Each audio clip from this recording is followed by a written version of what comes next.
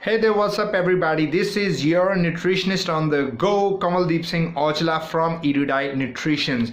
Now I hope that you guys have already watched my part 1 on diabetes, where we have just covered the introduction of diabetes, because if you haven't watched, you guys need to watch that, because we need to grip this topic right from the beginning. Alright guys, so this is part 2 of the same series, and we are going to uncover some facts about diabetes. Okay, now before starting the video, I want to give a small disclaimer.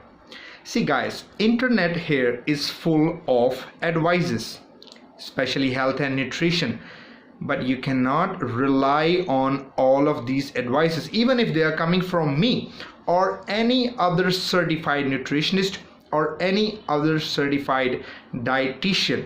Okay, until and unless you go and personally visit a nutritionist or a dietitian, I suggest you do not follow any dietary advice on your own. Don't be naive. All right, this is your health at stake. All right, so the internet is filled with so many good advices, but so many bad advices also. So if ever you have found anything that I have said interesting and you think that can benefit you in a long run, I suggest you consult me, because no same patient is of same type. Okay, no two patients can be same. Everybody has a different metabolism, everybody has a different biochemistry of the body. So if you are a diabetic and you're watching this video and you're grasping some advice in this video or in the previous video or in the upcoming videos, I request you guys, without a physical consult with me or without the consult of your doctor, do not blindly follow any advice that is being given on the internet. Internet is not a safe place to take health advices. Alright guys, I hope I make myself clear. Let's begin with the video now. Today we are going to uncover the effects of macronutrients on our blood sugar levels. Now, what are the macronutrients? Number 1, carbohydrates, fats, proteins, and fiber. Okay, we are going to discuss all these 4 macronutrients and their effect on our blood sugar levels. So guys, at priority we are going to discuss about carbohydrates, the most important factor that you need to understand when it comes to diabetes, because carbohydrates have a direct relationship with the blood sugar levels. The more amount of carbohydrates that you eat, the more amount of sugar in your blood.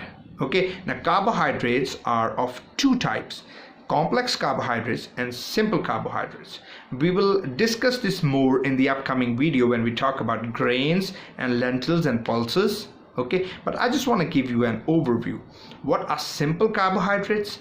Those carbohydrate structures that are broken down and digested too easily and too readily in your body, so that they are converted into sugars very fast, and all that sugar is being transported into your blood.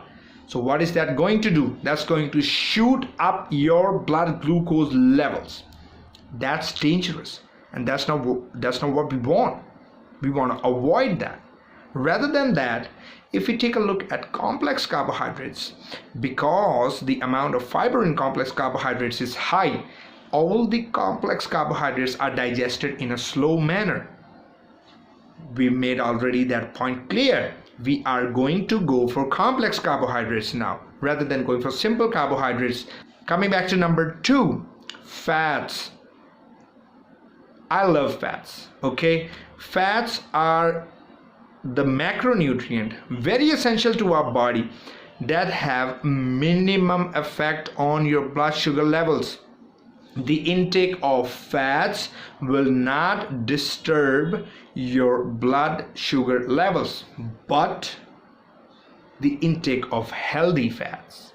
If you're not taking enough healthy fats and you're going for fats that are processed or that are omega-6, which are inflammation causing, okay, If you go for those types of fats such as refined oils, okay, the preservative food, the fried food, overcooked food, all these oils are gonna harm you in one way or another.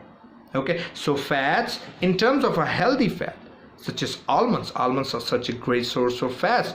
Coconut oil, yes, it is high in saturated fats, but we are talking about diabetes right now, so it is totally safe for you, but in a right amount. I don't want you guys to overconsume on fats. Okay, the third group is proteins. Everybody's obsessed with proteins. We know proteins are important, I agree to that, but how much protein, that is the question.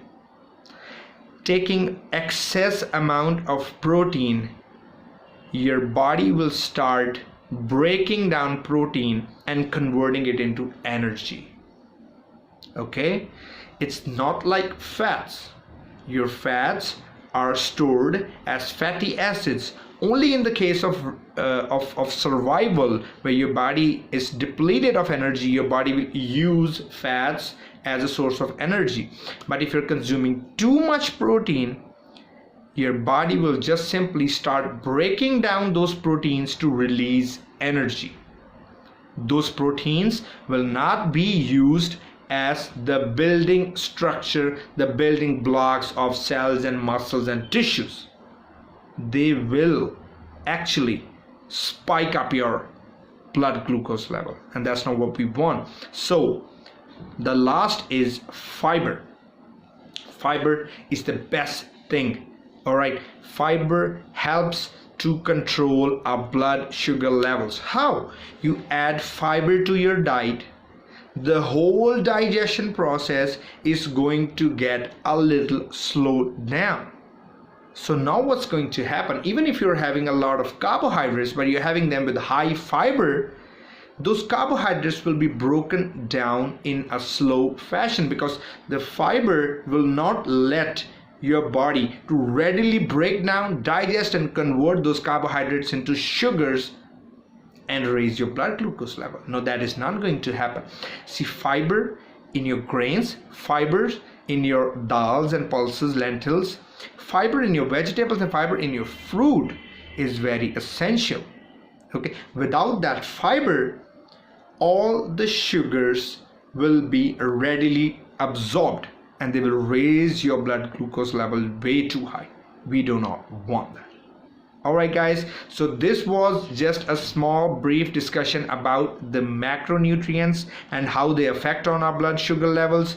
In the next video, we are going to talk about foods in terms of groups. So we will be discussing cereal groups, the lentils and pulses group, the vegetable group, and then we are going to discuss the fruit group, the one of the most trickiest one, the fruit group. And the last comes is the group of milk, eggs, chicken and fish.